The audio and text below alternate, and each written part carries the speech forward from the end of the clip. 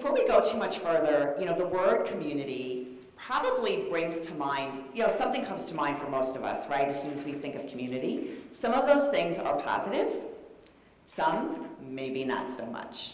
So can you talk a little bit about how we can think about community and maybe break free of some of the things that might either hinder us or limit us in terms of our expectations?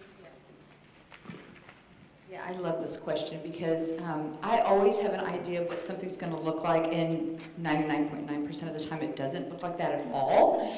But it's okay to have an imagination. But if you are picturing something about community right now, my first thing would be to tell most of you to put it aside for a moment.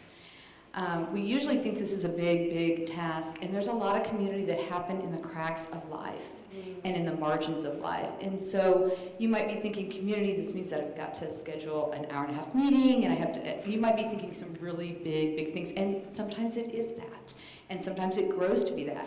But a lot of times community can be 5 or 10 minutes in between whatever's happening, and you just stop and you listen to what people are saying, you ask questions, and you remember what their answer was, so the next time you see them, you could follow back up around that. So I think that community can really be small in the beginning, and I think that's what sometimes stops us from building community, because we think it needs to be really big and great. And I have created some really big community moments, and they failed miserably.